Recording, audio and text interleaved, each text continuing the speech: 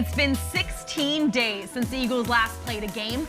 A bye week and postponement left the Birds with extra prep time and a chance to get healthy. But now they've entered must-win territory with 4 NFC East matchups remaining and deep in the hunt for the final wildcard spot. Lincoln Financial Field is sure to be fired up tonight as the Washington football team marches into South Philadelphia. Eagles fans, welcome into the Kickoff Show presented by Axalta. I'm Gabriella DiGiovanni here with Fran Duffy. Fran, finally. It's been a long week here at the NovaCare Complex, but we made it. Finally made it. The Eagles had the bye week, then they had the lead up to the divisional game against Washington. Then that's postponed 48 hours. We're finally here. It feels like an entire season has been played since the last time the Eagles took the field. Tuesday Night Football. Never thought we'd say that, That's but in these times, anything is possible. Well, we're going to head over to Lincoln Financial Field where we're going to get all warmed up alongside the players, presented by our friends at PA Lottery. All right, here we go. So, like we mentioned, busy week, a lot of chaos going on. The Eagles were supposed to play on Sunday at 1 p.m. The game is now tonight at 7 p.m. against the Washington football team. Last week, Washington had as many as over 20 players on the COVID list. This morning, still having 17. The two biggest notable players who have not been activated off of that list, of course, are the quarterbacks, Taylor Heineke and Kyle Allen. So we will see a new quarterback here tonight under center for the Washington football team. We will see a new quarterback. That will be Garrett Gilbert, who's been in the league for a handful of years, Ella. And to give people a little bit of an understanding, you may not know who Garrett Gilbert is. He was a 5-star quarterback coming out of high school. He came out the same year as former Eagles quarterback Matt Barkley. So we're talking about a guy who's been in the league since 2014. He's been around as a third-string quarterback really for 6-7 seasons. Only got his first start last year for Dallas. Now gets his second start here tonight. Friday, they signed Garrett Gilbert off of New England's practice squad. And like you said, we're going to see him here tonight. He has some history of Ron Rivera in Carolina, and Rivera said he came in and he picked everything right back up right away. He's a steady quarterback. Well, steady quarterback all you want. The Eagles have to win tonight and get to Garrett Gilbert. But we're going to focus on the quarterback here in Philadelphia, and that is Jalen Hurts. He's making his return. He was sidelined against the New York Jets just a few weeks ago, had the bye to get a little healthy, and those few extra days aren't too bad for the quarterback. No doubt. And so getting him back off that ankle injury is going to be big for this Eagles offense. We know what Jalen Hurts has been throughout the course of this season here in Philadelphia. And that game against the Giants, the last time he was out in the field, more of an anomaly than the standard. And I think when you look at Jalen, he has been one of the more accurate quarterbacks in the NFL. He has been one of the more athletic and playmaking quarterbacks in the NFL. And his presence is a force multiplier for the Eagles in the run game. That helps everybody get going. And I know these pass catchers are happy to get number one back in the lineup as well. As we keep talking about number one, we're going to look at the offensive starters. Now, the last time Jalen Hurts played was against the New York Giants, where he had a career-low game, okay? He threw 3 interceptions. His completion percentage was 45.2, and a career-low passer rating of just 17.5. So for Jalen Hurts, I can't even imagine how eager he is to get back out on the field tonight. Like he says in his Jalen Hurts way, he flushed it. The Giants game, he sat out. It was a good teammate, a good leader on the sidelines during the Jets game, had that bye week, and now he's ready to get going here tonight. And I don't want to speak for Jalen, but I feel like since we're so far removed from that, 2.5 weeks is a long time since that game. And I would think that now he's just more focused. Hey, let's go out and beat Washington. Let's go out and play the game that I've done all season long. And so I would expect to see more of what we've seen from Jalen throughout the course of the season. I would expect to see that version here tonight against the Washington football team. And ahead of Week 15, he led all quarterbacks with 8 rushing touchdowns and 50 rushing first downs. And let's not forget that Jalen Hurts saw some action last year against Washington where he had 2 rushing touchdowns. Now, Washington has been pretty good in stopping the run. They have allowed just 9 rushing touchdowns against quarterbacks since 2020. So it'll be interesting to see how Jalen Hurts kind of counters Washington's defensive attack. Yeah, I think when you look at the way that Washington likes to deploy their defensive linemen, and they get all these guys back. A bunch of them were on the COVID-19 list, including Montez Sweat, Jonathan Allen. You had Matt Ioannidis on there. They get all of those guys back here tonight. And this is a really good front. They play some different kind of formations that can be difficult to be able to run against, but they have also not seen an offense that operates the way that the Eagles do with the threat of Jalen Hurts, with the variety of backs. You see Jordan Howard there. We talked about Miles Sanders, Boston Scott, all the variety the Eagles have in the backfield, and you throw Jalen Hurts in there as well. That's a whole different monster to deal with if you're the Washington defense. Let's talk about Jordan Howard a little bit. He is also making his return from injury. Last played on November 21st against the Saints before suffering that knee injury. Earlier in the season when he first stepped up in place of Miles Sanders, Nick Sirianni said he was the spark this offense needed. He was exactly right. He was averaging 68.5 yards per game. So it's great to have him back, and it adds to that three-pronged attack we're going to see from this Eagles offense. Between Miles Sanders, Jordan Howard, and Jalen Hurts, all three are averaging over 50 yards per game. This only team in the NFL with three such players like this. I love that stat. And to me, I think when you look at Jordan Howard, what he brings to this Eagles offense is decisiveness and power to the running back position and to the run game. The Eagles have an offensive line that's one of the best in the league. They do an outstanding job of generating movement at the point of attack. They're one of the best in the NFL at creating yards before the running back makes contact with the defender. And so to have a running back that is going to pick up a lot of those yards that the offensive line creates and then just lean forward and pick up a handful more, that's invaluable. And then when you pair that with Miles Sanders, who has that big play element, has that ability to bust the long run, and then you've got the misdirection element of Jalen Hurts, who also a little bit of a power runner in himself. So I think when you look at all the different ways that the Eagles can beat you on the ground, that's what makes them so difficult to stop. Get me excited, Fran. Now we're going to look at the tight ends here, okay?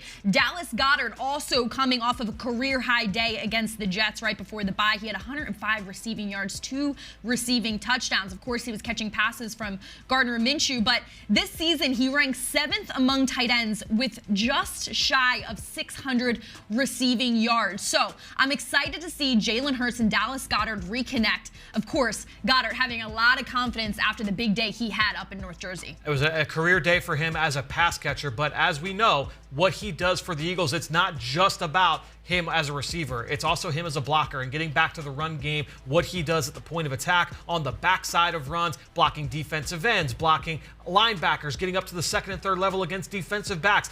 Dallas Goedert does it all for the Eagles in the run game, and that's one of the main catalysts here for that rushing attack. Of course, we're also looking here at Tyree Jackson and Jack Stoll, who are learning right below Dallas Goedert. They've developed quite a tight end group here in Philadelphia. But we talk about the receivers, and let's go to Devontae Smith a little bit. He needs just 299 receiving yards to become the first Eagles wide receiver with over 1,000 receiving yards in a season. Since Jeremy Maclin in 2014, he would be the first rookie to do so. But last 2 games, he's been a little quiet, just 4 receptions for 37 yards. Of course, we talk about the productivity from Dallas Goedert. That could be part of the reason. Defenses are now game planning for Devontae Smith. He is such a threat down the field. You know, the Eagles are first in big plays, but he's got his quarterback back. So let's see what happens here tonight. I think the big thing, and everybody always wants to know, who's going to be the matchup here for Devontae Smith in this game. Keep in mind, Washington plays more zone defense than anybody in the NFL over the last couple of months. Since they returned from their bye week in Week 10, they have really majored in zone. They'll play cover 2, cover 4, cover 6, cover 3, all the different versions of zone. And now it's going to be up to the Eagles to have those different route concepts to beat zone coverage. Every zone has a hole in it. So if the Eagles have an understanding of, hey, this is the likely coverage we're going to see on this play, here are some routes that beat this coverage. Now it's going to be up to the Eagles putting Devontae Smith in position to be one of the primary targets on that play, and then Jalen Hurts and Devontae Smith to go out and execute.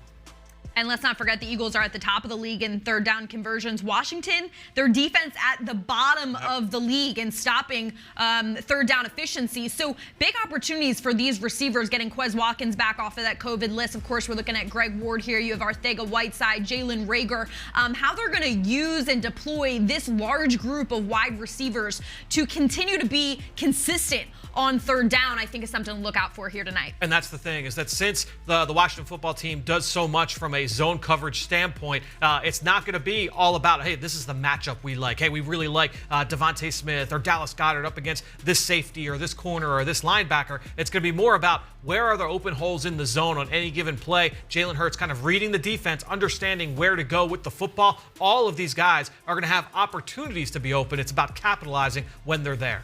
All right, now we're looking at, there he is, the center, Jason Kelce, the Walter Payton Man of the Year nominee for the Philadelphia Eagles this year. We talk so much about the successful run game that the Eagles have established, and a lot of that is because of this guy right here. No doubt. What he means to this Eagles offense on the field, but obviously to the entire locker room off the field, it can't be measured. And when you look at Jason Kelce, the impact he has, basically run game, pass game, screen game, sets protections, makes life easier for everybody. I just had a conversation recently with Eagles left tackle Jordan Mailata, and he said that he is the fixer, Jason Kelce. He is the guy that makes everybody right on offense. And so when you have a player like that kind of veteran leader, that is invaluable for an offense. And as we saw earlier in those starting lineups, Landon Dickerson is out today on that COVID list. So just another opportunity for Jason Kelce to take a young guy and get him settled next to him on that left side. Landon Dickerson has had a good season this year, especially as a rookie. He's been a huge part of the success on the ground.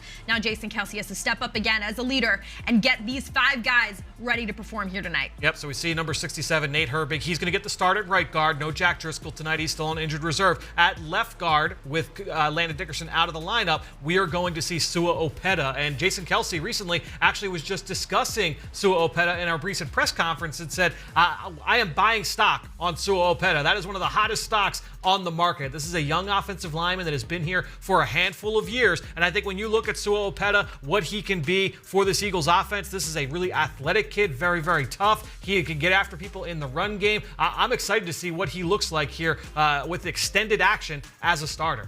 We talk about Jason Kelce and his veteran presence, and you have to take a step back for a second and think about what this Eagles team has been through this season. They had a 2-5 start, significant injuries. We talk about the offensive line, of course, with Isaac Seumalo and losing Brandon Brooks, but we lost Brandon Graham in the beginning. Miles Sanders was hurt for some time. Jalen Hurts was hurt for some time. They plugged and played Gardner Minshew. There was a lot of outside noise for several weeks that this Eagles team had to deal with. It was guys like Jason Kelce, Lane Johnson, Fletcher Cox, who are huge impact players in a locker room that are going to keep these players ready. Nick Sirianni had a huge opportunity, a test, if you will, to be the glue that keeps this team trucking through the season, and now they're fighting for a playoff spot. Those are the linchpins that you need to be able to lean on, the flag carriers that you want to be able to turn to when you hit adversity, when you hit rough patches of the season, and when you need to turn things around. Lane Johnson, one of those players. Jason Kelce, one of those players. And you go up and down the depth chart. The Eagles have some of those guys that are go-to members of that locker room,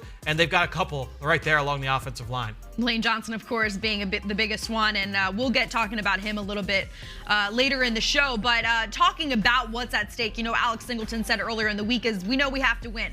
Guys aren't shy to that idea. They know what's at stake. They know what's ahead of them. Miles Sanders says this feels a lot like 2019. Singleton saying our level of focus this week has been intense. And that's what you love to hear. Guys that are going all in, they believe in one another. They're going to put it all out on the field tonight. I mean, the reality is the Eagles have the most pivotal 4-game stretch of the season starting tonight. And they've got 4 division games, 2 here against Washington, 1 against the Giants, 1 against the Cowboys. And so you have to go 1 game at a time. It's going to be very difficult to get into the postseason without at least winning one of these 2 games against Washington, but you only can worry about the one that's in front of you. So here against Washington, they've got to come out. This is a depleted team on both sides of the football for a number of reasons, Washington. But what have we seen over the course of the pandemic, Ella? I think when you look at teams around the NFL, when they have been faced with this adversity, with a number of players and coaches on the COVID-19 list, you can go back to last week, Monday Night Football, the LA Rams losing Jalen Ramsey and Tyler Higbee. The day of the game, they go out and they beat the number 1 team in the NFC in the Arizona Cardinals. Go back to last year, the Cleveland Browns. They lose Kevin Stefanski, some of their best offensive linemen, some of their best defensive players for their first playoff game in a half decade. What do? They go out and they get a W. And so the Eagles cannot be on the losing end of that spectrum. This is a team in Washington. Yeah, they were banged up. Their attrition certainly was not in their favor coming into this game. They've gotten a couple of these guys back, but you want to make sure that you come out and handle business. I think what Alex Singleton said was right on the money. The Eagles have to come out and handle this team here, a division rival that you're going to play again in a couple of weeks. And look, the NFL is the NFL. Anything can happen on normally any given Sunday. This is a Tuesday. But in normal circumstances, anything can happen. And you have a Washington team that's coming in here, perhaps a little chip on their shoulder. They saw the frustration on Friday when this game got postponed. They know that there's players around the league, not just here tonight, that were not happy with the chaos that this has caused, right? But these are different situations that we're dealing with, and if you have to play a game on a Tuesday night to get it in, that's what you got to do. But what the Eagles can control is how they play tonight, how they attack, how efficient they can be, playing clean football. Alex Singleton, I think, is going to be a huge part in stopping the Washington run game here tonight as well. It's a huge part of this game. When you look at Alex Singleton, he was celebrating there with TJ Edwards. Then you get to this defensive front that we see Fletcher Cox breaking this unit down. Fletcher, by the way, has always been outstanding against Washington. He won't have to go up against Brandon Scherf tonight. Brandon Scherf on the COVID-19 list. They lost him over the weekend, so that matchup gets a little bit easier here for number 91, but he has always performed against this team. I can't wait to see him and Javon Hargrave operate here against the football team. When you see Fletcher Cox breaking the team down, you know it's about to get real, okay? Those are the linebackers meeting up. 91, he's ready to go. He's had an excellent season, of course, alongside Javon Hargrave, who has caused a lot of disruption up front. But when you talk about a new quarterback like what we're seeing here tonight, of course, he did have a start last year, but this is his first start in Washington. This is an opportunity for Fletcher Cox, for Javon Hargrave to bring on so much ruckus up front and really rattle the quarterback. And just think about this. If you're Washington, you just brought this quarterback in a week ago, less than a week ago. Yeah. You don't want to lean on him to throw 40 passes in this game. And so that's going to be the task for this front seven. Stop the run. Force them to be able to beat you with the pass game, and that'll be up to the defensive line. That'll be up to the linebackers, and I think that's going to be a full team effort with the way that those guys have fit the run lately.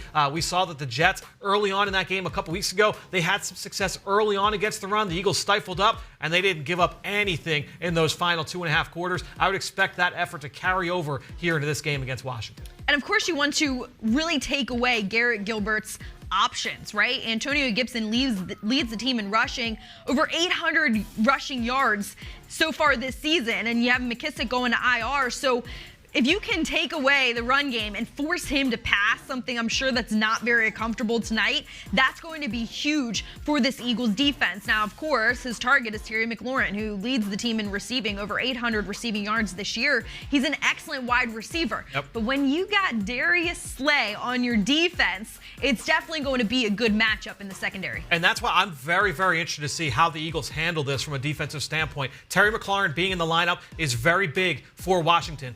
He leads that team in targets. He's got over 100 targets here this year. Their second leading target getter is J.D. McKissick, who's out in this game. J.D. McKissick's got 50. So he's got double the next most targeted receiver on that team. And so I think that when you look at the way that the Eagles have played against offenses that operate that way, with that tight funnel from a pass game standpoint, the last one that I can remember, DJ Moore and the Carolina Panthers. What did the Eagles do in that game? They had number 2, Darius Slay, match up to DJ Moore's side. It wasn't always man-to-man, but even when they played zone, they always wanted Darius Slay over that way. I'll be interested to see if they use that same tactic here against Terry McLaurin and the Washington football team. But as you said, Ella, it's going to come down to trying to stop the run. Antonio Gibson has been really good for this Washington football team over the last few weeks. And speaking to his skill set, he's a second-year running back. He was a former teammate of Eagles running back Kenny Gainwell at Memphis, and he is a big back. He's 6'2", 220 pounds. He was a wide receiver there at Memphis. Kenny Gainwell's the running back.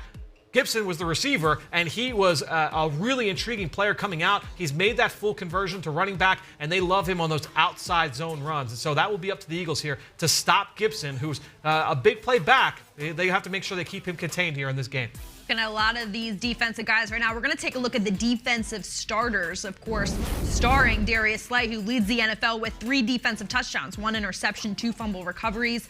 We mentioned earlier kind of that matchup with Terry McLaurin and how the Eagles defense and Jonathan Gannon chooses to use Darius Slay tonight. I think will be very interesting because, of course, quarterbacks don't want to throw in Slay's direction. Who would, right? He's had an outstanding year.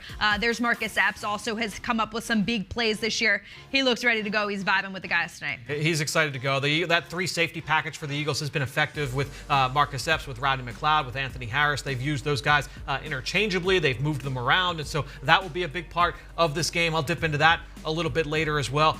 This Eagles defense, they've been flying around the last few weeks, and they've changed the approach. We've seen different wrinkles every week, and it's not whether they're showing a heavy pressure and playing a lot of man. Maybe they show pressure and drop out. Maybe they're disguising coverage. Maybe they're playing a lot of man or a lot of zone. They've really changed things up on a week-by-week basis, and that really is going to keep the offense guessing. You don't know what necessarily is coming when you take on this defense. All the different looks, all the versatile skill sets play into that. When you talk about you don't know what's coming, as of a few hours ago, we didn't know what quarterback was going to be playing here tonight for Washington. And so Nick Sirianni earlier in the week, of course he said, we're prepared to play on Sunday. He had his guys ready to go. Of course, it didn't unfold that way. But, even giving credit to the video department here at the NovaCare Complex, who went and dug up tape on anybody they possibly could, because you didn't know who was going to go out on that field tonight. And so when this is a full team effort, it was all hands on deck to get this Eagles team ready to play tonight. They're ready to go. And of course, when you have those extra hours, they're just sitting around waiting to get this game going here. Garrett Gilbert has thrown, I think, 73 passes in his NFL career. So digging through, trying to find those. He had that start last year against the Pittsburgh Steelers. It was a losing effort against Pittsburgh. But here's the thing about Garrett Gilbert. This is not a game where you're going to go in and you're going to see a shell-shocked quarterback. This is not a game where this is going to be a guy that the lights are too big. Yeah, he has not played a lot of football, but he's been in the NFL for 7 years. He's been on a lot of sidelines. He's worked with a lot of coaches, a lot of good quarterbacks, a lot of good receivers. This moment is not going to be foreign for him. And so you have to come in and be prepared for somebody who's going to throw with anticipation. He's going to throw with timing. He's going to be able to read the defense. The Eagles have got to disrupt him. They're not going to be able to cakewalk into this game and just think, hey, Garrett Gilbert's on the under center here on the other side. We've got this one. They have to go out and execute here against Washington. And I think it's an interesting concept to consider, right? They went from 2 road games to a bye and then this postponed game. So you might think this was, of course, wonderful for guys to get them back and get them healthy. Of course, Jalen Hurts and Jordan Howard. But then you kind of wonder, is there going to be some rust they got to shake off? I think that's going to be what's interesting to watch in this game beginning to unfold. I'm curious to ask Dave Spadaro here in just a little bit what he thinks, what this Eagles team is going to look like, right? Because they have to readjust their preparation. They came in on Saturday. They were here on Sunday. So their game week took a completely different turn. How ready will they be? We know they're ready, but what's it going to look like when this game gets going? And that's what people will ask, because the Eagles have the New York Giants coming up here in just a few days. Oh, well, did they start early on prep? No, absolutely. To me, if you're the players, those guys have to be focused on what's going to happen tonight. And so I'm sure that you're going to have your advanced scouts and your lower level assistant coaches. They've started some of that breakdown of the New York Giants. But you've got to be hyper-focused here on Washington. That's what they've spent these last couple of days doing. Let's hone in on everything we're going to put in to the game plan here this week on both sides of the football. Any extra study we're going to get on the opponent, we're going to knock that out. We're going to have all their tendencies knocked out. Anything else that we could find, we're going to see if we can do that here in that 2-day stretch leading up to this game. You can't forget, too, that Washington is actually without 7 assistant coaches. Yeah. As well. Of course, we've seen the Browns, they were without their head coach. It's not as severe. They're not missing their head coach, but any piece of the puzzle that you're missing is going to make things feel a little unsettled, a little chaotic on that Washington sideline. So can the Eagles capitalize, right? The beginning of the season, it was all about opportunities, and the Eagles kind of, through their growing pains, we saw them either capitalize on opportunities or really swing and miss at opportunities. This is a huge opportunity and one to capitalize on here tonight. And for the reasons we've discussed, it's huge for this team going down the stretch as they're trying to make this run into the postseason. You're going to lean on your leaders. You see one of them right there in the middle of that huddle, number 23, Rodney McLeod. He's going to get this team ready to go. They have got to make sure that they maintain this energy. They're going to go into the locker room. They're going to huddle up, get those final prep in, that everybody getting mentally right. And then you're going to come back out and get this thing going. You need to start fast here against Washington. If they can get out to a fast start on both sides of the football, that will go a long way towards a victory here against this football team. A fast start and an efficient start, yes. Right? Against the New York Jets, we saw great efficiency down the field. Almost every time the Eagles were driving, they scored. And so if they can replicate a performance like they did against the New York Jets, it's going to be a long night for Washington and a great night for the Philadelphia Eagles. No doubt. It all comes back down to executing the game plan. And that ultimately, when you look at what the Eagles have done over these last couple of days, yeah, you're going to try and make sure that you've got all of your I's dotted, all of your T's crossed. You're going to make sure that all of those details have all been fine-tuned as you get ready for this matchup against Washington. And that goes on both sides of the football. That's coaches, that's players, that's support staff, everybody getting you ready, because Next week doesn't necessarily matter if you don't win this one. So the Eagles have to go and make sure they get a W here tonight at Lincoln Financial Field. And he has to remember, too, Nick Sirianni, he wants to get this monkey off his back. He wants that first NFC East win as a head coach. Now, you got fans in the stands tonight here in Philadelphia, and they want to see the Eagles bring their best. Not only that, Jalen Hurts, going back to last year, does not have a win against an NFC East opponent. So I think for both guys, they want to come out and be able to get a W here against this Washington football team. I mentioned earlier, when you're Washington and you come in here depleted, they're going to be inspired. They're going to have a little bit of juice coming out of the locker room. I think that defense, they're going to feel rejuvenated. They've gotten some guys back that they weren't necessarily expecting to have in this game. Offensively, you're going to try and rally around your new quarterback, try and lean in heavily into that run game. We'll talk about that here in a little bit. But ultimately, this game is going to come down to details and execution. It's going to be a big part of this matchup. Washington has a lot of fight. Right? The last game that they played before all of this kind of unfolded against Dallas, they were down big at halftime, and they clawed their way back and made it a one-score game. So they have fight. They have a lot of character. And you can't forget, they're also 6-7. So they want this just as bad as the Eagles do. And they were in the middle of a 4-game win streak when that happened, when that loss to Dallas occurred. So this is a team that, coming out of the bye, they have been hot. They have been efficient. If you look at all of the metrics, they have been one of the most efficient offenses in football. Obviously, a big part of that was Taylor Heineke, the way that he was running that offense. He's not playing tonight, but the way that they have played offense has funneled through the run game. And so that part of it is still there. They don't have Brandon Scherf at right guard, but they get Sam Cosmi back at right tackle. You still have Antonio Gibson. And so some of those key pieces are still there. It's going to be up to Garrett Gilbert to step in and just be a caretaker of this offense. Don't turn the ball over. That's one of the things that hurt them against the Dallas Cowboys. Come in, execute. That's what the Washington football team is going to try and do. The Eagles have to kind of set them off their path. All right, well, let's keep digging here as we welcome in another member of our team, Dave Spadaro, who's over at Lincoln Financial Field. It's loud over there, Dave. I know fans are finally excited to be back at the Link. We talked about this delay so much and what this postponement meant for the Eagles. What do you think the impact will be on the Eagles' performance here tonight? Yeah, I mean, that's one of my big questions of tonight, because just think about this. On Friday, when the Eagles finished up practice and had their junk food Friday lunch, they were leaving the NovaCare complex when news came down that this game would be moved to Tuesday. And it may not seem like 54 hours is a big deal, but when you are a player and you're coming off your bye week and you're ramping up to play at Sunday at 1 o'clock, how do you respond? So it's been interesting as Nick Sirianni has addressed the team, stay focused. He's had them do light workouts, walk through practices through the weekend, work on conditioning, a lot of meetings work. What is the energy level like for the Philadelphia Eagles in this Tuesday night primetime affair? Ella, that's one of the huge questions of this night. Eagles need to come out here and establish this game. Last night we saw the Las Vegas Raiders. They needed a last drive to beat Nick Mullins, who we saw in the preseason. He was awful. They needed that to beat the Cleveland Browns. Eagles cannot let Washington hang around. David, I thought that's a great point by you when you talk about how this, players, coaches, creatures of habit, and it's muscle memory, especially by the time you get to this point in the season. And so that's going to be a big storyline here in this one. But what is the biggest storyline that we need to be following? Yeah, I mean, I want to see this Eagles offense put together 60 minutes. And it's been a while since that's happened. Gardner Minshew didn't do that in New York. Good first half, no touchdowns in the second half. Tough game against the Giants with Jalen Hurts and the turnovers and the Boston Scott turnover.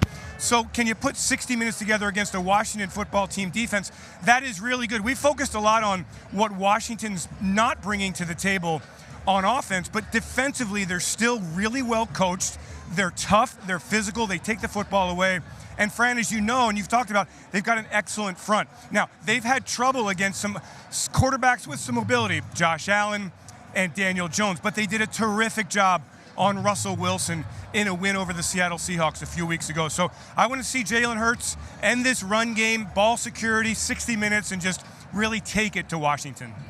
Well, Dave, when we think about the Eagles defense, what do they need to do tonight to have a successful game? Ella, I know that there are questions about the quarterback situation, and I know that, Fran, and we agree, simple game plan for Washington, manage the game, but Terry McLaurin is a star that nobody talks about in the NFL. And in 3 games against the Eagles, 22 catches, 350-plus yards, 3 touchdowns in 4 games. And so the Eagles cannot let McLaurin beat them. That's what I want to see from this Eagles defense. I know Antonio Gibson's a good player, but don't let Washington get the ball to McLaurin. All right, Dave. Well, thank you so much for your time. Enjoy the game. We'll catch up with you later. All right, guys. Enjoy the game. Go Birds. Go Birds.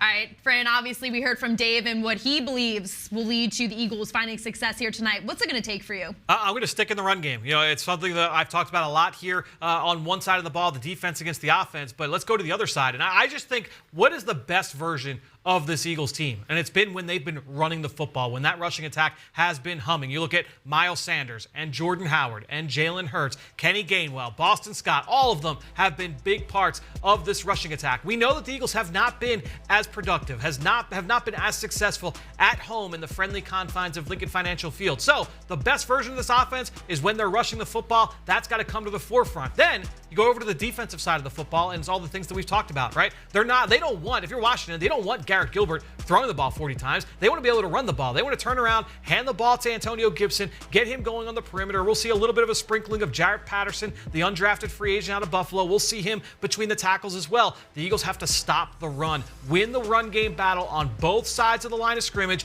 offensively, defensively, win in the run game. That will lead to an Eagles victory here tonight. For me, Fran, I'm going to piggyback a little bit on what Dave had to say, and it's his defense. But more specifically, creating turnovers, okay? The Eagles defense has done a great job this season in making quarterbacks uncomfortable. When you force them to make a decision they're not comfortable with, that's when the Eagles have capitalized this year. And I'm looking forward to taking advantage of Garrett Gilbert under center here tonight and forcing him into situations that he's not loving too much, and the Eagles taking away that ball. Okay, but we're going to head back over to the offensive side of the ball. Mike Quick sat down this week with offensive tackle Lane Johnson. Lane, thanks for joining us. You just came off the bye week. Tell me, how was that for you? What'd you do? Did a little bit of hunting, a little bit of fishing, relaxing, and that was it. Did a little bit of stretching here and there, but really just kind of chilled out, watched a little bit of football, and then ready to take on these last 4 games. So, Lane, speaking of the last 4 games, at the start of every season, there are goals. One of those goals is always to win the division, and that's still right in front of you guys. So how do you prepare for that, and how do you relate to the young guys how important these next 4 games are? I mean, we like to win all of them. I mean, that's the goal, win all of them, but you can't win all of them without taking care of Washington. So, you know, we let one slip against the Giants. They had a good win against the Jets. So now coming in, another division rival, and Washington has a good D-line. Some guys are in, some guys are out, but ultimately they really have had a good D-line over the past few years, so got to get ready for them. How do you keep these young guys engaged? And, you know, what's your message to the young guys when you're in a situation that you guys are in? I just stay present. I think Coach Stout does a good job, and I really don't have to say a whole lot. He demands attention in the meetings, and then if it's a walkthrough, he treats it like a game. Everything's like a game. So really, from the top down, he doesn't let anybody slip. Coming into this season, I mean, we expected the O-line to be good, but you guys are outstanding. What is it that's so good about you guys? Why are you guys so good right now? Well, I think our identity changed a little bit to run play action. You know, a lot of it goes to Coach Stout, developing these young guys that have played a little bit, starting to get a full season under their belt. And really, you just see rapid growth. Jordan, Landon, Herbie, Opedo, Dillard when he comes in. I mean, everybody's had to answer the bell and done well whenever they played. But really, it's just about being 1 week in. I mean, it's very easy to lose focus. And whenever you do that in this league, you can get exposed pretty easily. So that's the main message, is just keep the intensity. How does Jason Kelce, Lane, continue to do all of the things that he does with this offensive line? He cares so much. I mean, he's a guy that he's going to will his way to get the job done like he has the past 10, 11 years. And that's how he's always been. So, I mean, he's the true leader of our O-line, of our team, and consistency has been the key with Kelce. He doesn't come out, he doesn't miss time, and just keeps going. Big challenge at the Link. You haven't gotten a division win yet this season. So best of luck to you, Lane, this weekend at the Link. Thank you. I appreciate it. The Philadelphia Eagles and Axalta Coating Systems have built a roster of all-pro teachers. Go to philadelphiaeagles.com/Axalta All-Pro Teachers to view this year's outstanding recipients. Eagles fans, score official NFL gear every week just by drinking Pepsi. Purchase Eagles Pepsi bottles or packs, scan the code to start building points, and redeem them for Eagles gear or a shot at the grand prize every single week. Visit madeforeagleswatching.com for rules and to enter. All right, Fran, we saw Mike Quick sit down with Lane Johnson. You can watch the full interview on PhiladelphiaEagles.com and all the social channels. But Lane Johnson has been a storyline for reasons unrelated to the dominant season he has had. Of course, speaking out on his struggles with mental health. Jason Kelce getting very emotional last week at the podium, talking about his right tackle.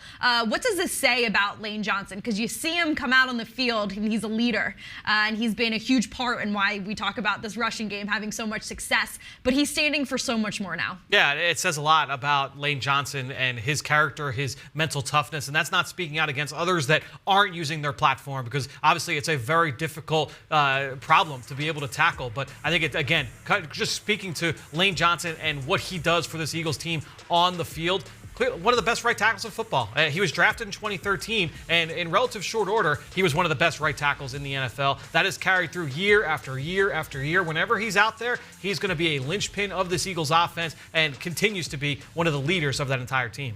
Certainly an inspiration on and off the field. But we can't get out of here with Fran breaking things down just a little bit for us. What's your Rico extra point? Well, I'm going to go over to the defensive side of the football, where one big part of this matchup that I'm really excited to see, especially against Garrett Gilbert, is going to be the defensive disguise. It's something we saw a couple weeks ago against the New York Jets, and this was a turnover, an interception by Marcus Epps. What do we see here from the Eagles defense in their sub-package, dime personnel, nickel, 5 DBs, 6 DBs on the field? They're going to show one thing pre-snap and change it. Here we see 2 high safeties, and you can see the soft spots there, Ella, underneath the safety, above the linebacker, middle of the field, outside, over the corners. Those are the soft spots of this look. But what happens at the snap of the ball? Those 2 safeties in the deep part of the field, they drop down into the middle. The nickel corner, he drops deep. Now that part of the field that you wanted to attack pre-snap, that's taken away by those safeties that have dropped down. You see those 3 corners, they've all dropped out. What does that mean? Washington, in this game, the New York Jets, a couple weeks ago, they're going to drop back and try and hit a ball route right over the middle of the field.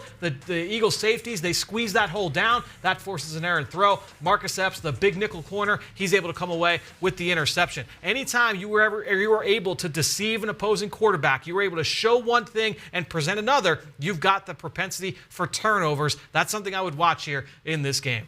Well, before we go, we wanted to congratulate Eagles great Harold Carmichael, who is being honored at halftime today for the Pro Football Hall of Fame ring ceremony, where he'll be presented with his Ring of Excellence. Fran, you've known Harold for quite a few years, worked with him. Eagles fans can know a lot about him from his numbers, of course. He made it to the Hall of Fame. But what can you tell us more about Harold Carmichael as a person? Just one of the best human beings you could ever come across. I started in summer of 2011. My first day was training camp, a couple days before training camp started back in the 2011 season. And I remember Lehigh University, early on, 2-a-days, you get out there for those morning practices, the morning walkthroughs, and Harold Carmichael would be one of the first people out of the locker room, because he worked with the team on a full-time basis at that point, and all the fans in the stands would be screaming, "Good morning, Harold. Hey, Harold. Good morning, Harold." And he'd go over, he's shaking hands, he's taking pictures, he's signing autographs, high fives, handshakes, everything with every fan that's in attendance, and then he'd go out and catch like 3,000 passes of practice, because that's exactly what Harold Carmichael did. And I think when you look at the impact that he's had for this team, both on the field and off the field, you can see him in the hallway here when he worked here every single day, and even when he just pops in for a visit. Doesn't matter who you are. If you're an intern or if you're a coach, if you're a player, he's going to ask you, "How are you doing? How's your family? How's your day going?" Just one of the best people that you could come across. He's getting all of the recognition that he deserves. Really, really happy for number 17. Well, here's a sneak peek of the Pro Football Hall of Fame Ring of Excellence that Harold will be receiving here tonight. The Hall of Fame Ring of Excellence is set in 14-karat gold with a total diamond weight of 1.75 carats. The outer diamonds create a stadium effect surrounding the football-shaped diamond center. The blue gemstone was chosen because blue is often associated with confidence, power, and integrity, all traits of the football icons. Carmichael's ring is customized to represent his career, a likeness of his bronze bust with the word wide receiver and his years in the league appear on one side, while Carmichael, the Pro Football Hall of Fame logo, and class of 2020 are included on the other side. There's also an engraving on the inside of the ring with the number 329, which is his enshrinee number. And thank you to the Pro Football Hall of Fame for supplying those beautiful photos of Harold Carmichael's Hall of Fame Ring of Excellence. And fans can watch Harold Carmichael receive his Pro Football Hall of Fame Ring of Excellence live at halftime on PhiladelphiaEagles.com, the mobile app, and social media channels. Well, As a reminder, Eagles fans, there's a new way for Eagles fans to get a recap of each game. Check out our voice app on Alexa and Google devices. For more information, visit PhiladelphiaEagles.com/voice. We got Harry Carmichael in the house. A game is finally being played in South Philadelphia. It's a big night. It's been a long, long wait. I am excited for kickoff here. We're just a few minutes away. Let's get this going. Carrie Underwood says she waits all day on Sunday. How about waiting all day on a Tuesday? That's a different type of wait. Well, thank you so much for joining us on the Kickoff Show. From our Eagles family to yours, happy holidays. And join us after the game for the post-game show. We'll have Ike Reese here on the desk with us, too. Enjoy the game and go Birds.